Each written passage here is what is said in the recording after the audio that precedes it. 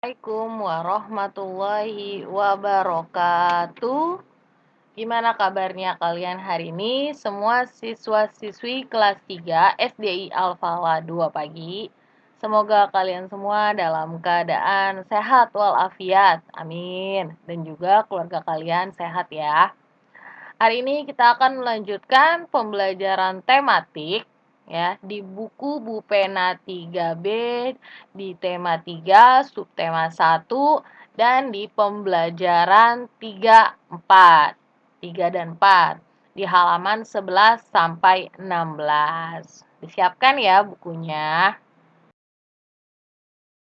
Untuk di pembelajaran 3 dan 4, kita akan belajar ada 4 pelajaran, yaitu Bahasa Indonesia di KD 3.1, SPDP di KD 3.2, Matematika di KD 3.1, dan juga PPKN di KD 3.1.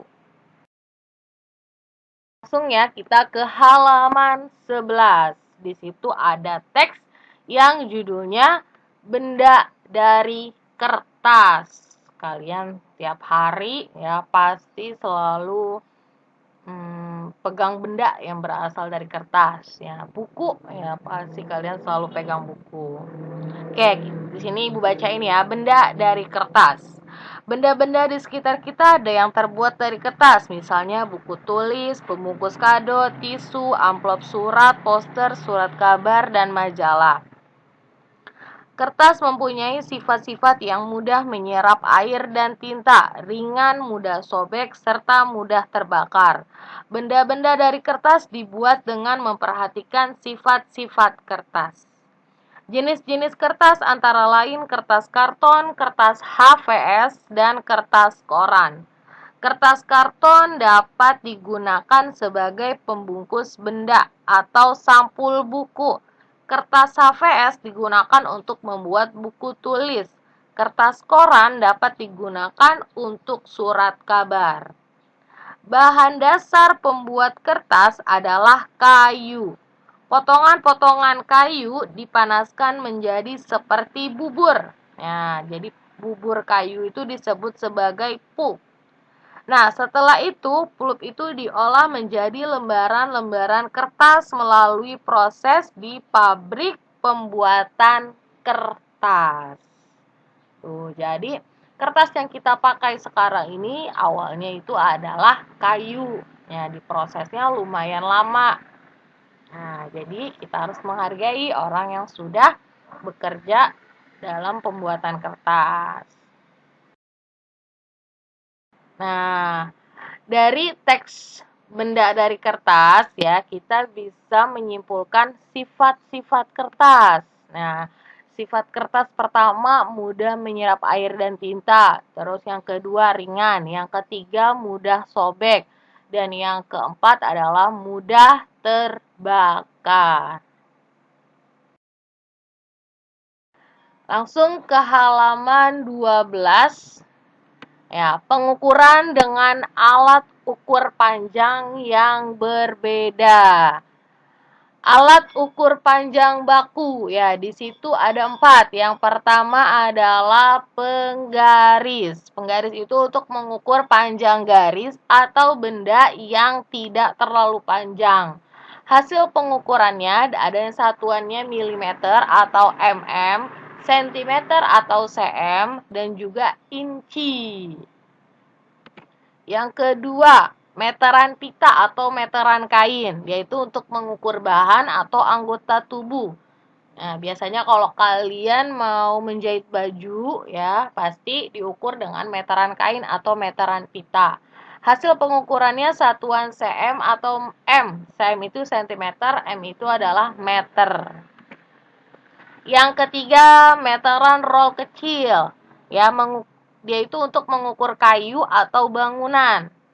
Ya, biasanya nih tukang bangunan nih biasanya selalu bawa-bawa meteran roll kecil nih untuk mengukur. Hasil pengukurannya sama seperti meteran pita, dia itu dengan satuan cm atau m. Dan yang keempat adalah meteran roll besar, yaitu untuk mengukur tanah ya, atau juga bisa mengukur lapangan. Nah, hasil pengukurannya sama juga dengan satuan sentimeter dan juga meter. Ini Ibu kasih lihat ya gambarnya. Kalian bisa lihat juga di situ ada penggaris, ada meteran pita, ada juga meteran roll kecil dan juga meteran roll besar. Bisa jadi di rumah kalian ada semua nih dari benda-benda keempat ini, atau ada juga yang di rumahnya ada penggaris sama meteran pita atau penggaris sama meteran roll kecil. Kalau penggaris pasti semuanya pada punya. Nah, selanjutnya kita ke halaman 13 ya, tentang pola irama sederhana. Pola irama adalah susunan bunyi dalam satu birama yang muncul berulang-ulang dan teratur dalam sebuah lagu. Pola irama disesuaikan dengan birama yang dimainkan pada lagu, yaitu pola irama birama 2, birama 3, dan juga birama 4. Pola irama birama 2 memiliki 2 hitungan dalam setiap biramanya. Pola irama birama 3 memiliki 3 hitungan dalam setiap biramanya. Nah, contoh pola irama birama 2 dan birama 3 ya ada di halaman 14. Ya, coba kamu sambil lihat. Contoh pola irama birama 2 bunyinya ting trek trek. Nah, yang kedua prok prok duk. Nah, kalau contoh pola irama birama 3 prak prak klik. Dang dang ting ting. Nah, sambil diperhatikan boleh sambil kamu peragakan juga. Di halaman 15 ya. Di situ membuat kalimat menggunakan kata-kata dari teks tentang benda-benda di sekitar. Nah, di situ ada contohnya dari kata karton. Artinya adalah kertas tebal. Contoh kalimat dari karton, aku membeli pensil warna yang dibungkus dengan kotak karton. Nah, di bawahnya adalah keterampilan kinerja praktik ya. Di situ ada 4 kata ya. Katanya adalah proses, daur ulang, sampah, dan juga plastik. Nah, nanti bakal Ibu bahas nih di sini arti dari kata dan juga kalimat. Kalian nanti menulisnya di buku catatan saja ya, tidak perlu di buku pena. Nanti sudah Ibu kasih di catatan terlampir. Yang pertama proses. Proses itu artinya adalah rangkaian tindakan pembuatan atau pengolahan yang menghasilkan produk. Kalimat dari kata proses. Proses pembuatan kertas berawal dari kayu. Yang kedua, daur ulang. Daur ulang itu artinya adalah pemrosesan kembali bahan yang pernah dipakai, misalnya serat, kertas, dan air untuk mendapatkan produk baru. Kalimatnya, botol plastik dan kardus dapat didaur ulang menjadi benda yang bermanfaat. Kata yang ketiga, sampah. Sampah itu artinya adalah benda yang dibuang karena tidak terpakai lagi dan sebagainya. Kalimat dari kata sampah ialah barang yang sudah tidak dipakai harus dibuang ke tempat sampah. Dan kata yang keempat adalah plastik. Plastik itu artinya adalah bahan sintesis yang memiliki bermacam-macam warna. Kalimat dari kata plastik, botol plastik dapat didaur ulang menjadi pot tanaman. Nah, terakhir di halaman 16 tentang manfaat bermusyawarah.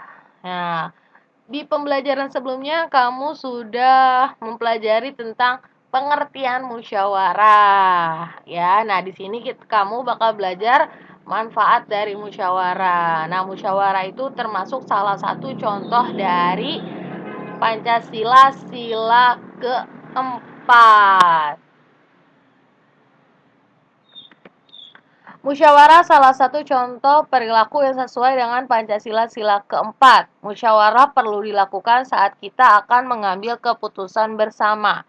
Hasil musyawarah harus diterima oleh semua pihak dan dilaksanakan dengan penuh tanggung jawab. Manfaat musyawarah yang pertama, melatih kita untuk berani menyatakan pendapat. Yang kedua, menyelesaikan masalah yang ada dengan baik. Yang ketiga, mengambil keputusan yang adil dan bijaksana. Yang keempat, menciptakan rasa kebersamaan dan tanggung jawab. Yang terakhir, menghargai pendapat orang lain. Terakhir yang dibawa, ayo berlatih. Ya, langsung diisi ya, disiapkan pulpennya. Nomor 1, sila keberapa dalam Pancasila yang menjadi dasar pentingnya bermusyawarah untuk mencapai mufakat? Ya, sila keempat. Nomor 2, siapa yang harus melaksanakan keputusan hasil musyawarah? Semua yang ikut musyawarah. Nomor 3, tuliskan 3 manfaat melakukan musyawarah. Nah, untuk nomor 3 ini, kamu nggak perlu nulis, tapi silahkan kamu garis bawah manfaat musyawarah yang ada di atas ya. Kan ada 1, 2, 3, 4, 5. Boleh kamu garis bawahnya 3 aja, nggak apa-apa. Terakhir nomor 4, apa yang mungkin terjadi jika ada permasalahan kelompok yang tidak diselesaikan dengan cara musyawarah?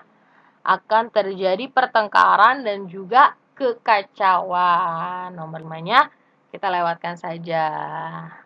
Ya, silakan ditulis langsung pakai pulpen. Dan untuk pembelajaran hari ini, semoga kalian semua paham. Jika misalnya masih ada yang belum paham, kalian bisa bertanya langsung ke wali kelas masing-masing. Semoga kita semua dalam keadaan sehat walafiat. Amin. Wassalamualaikum warahmatullahi wabarakatuh.